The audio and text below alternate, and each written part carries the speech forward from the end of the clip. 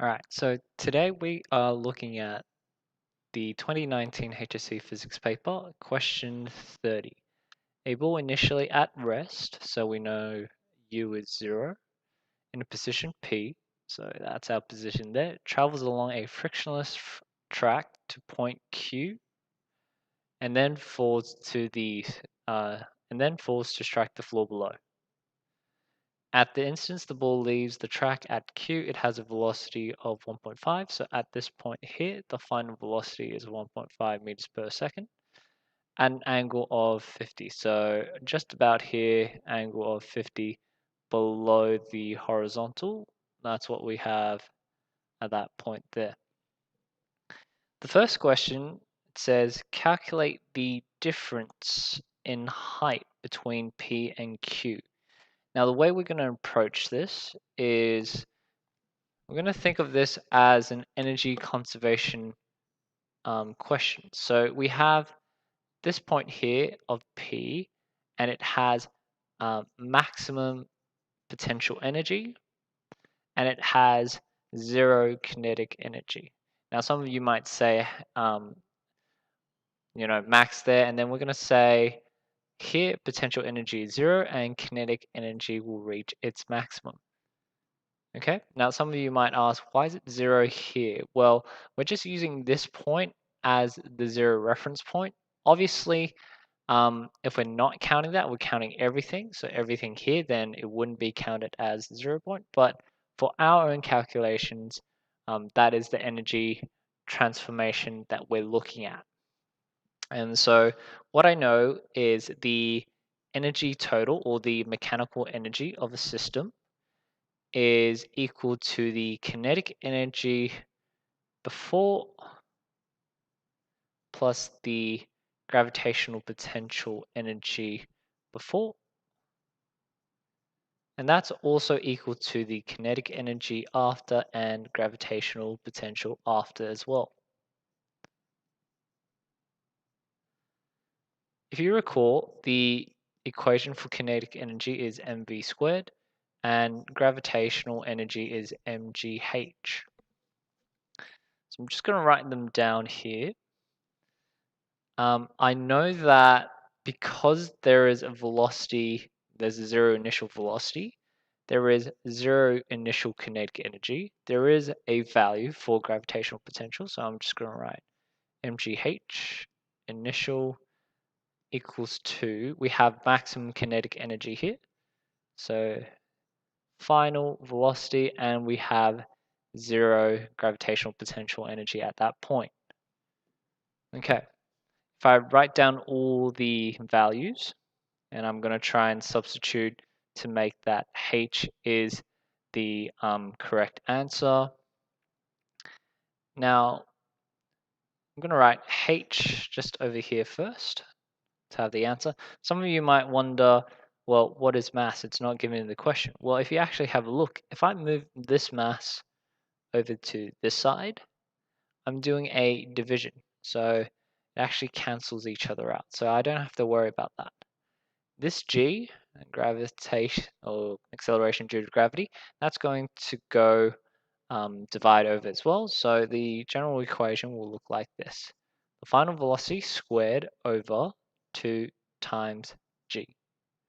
Final velocity, that's already given to you, that's 1.5 squared over 2 times the acceleration of gravity, which is 9.8.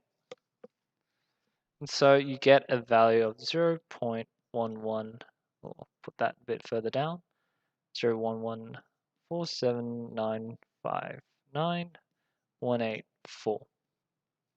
Now, if I read the question carefully, the values that have been given to me is rounded off to 2 sig figs. So I'm going to round off to 2 significant figures. It's going to be 0.11 meters.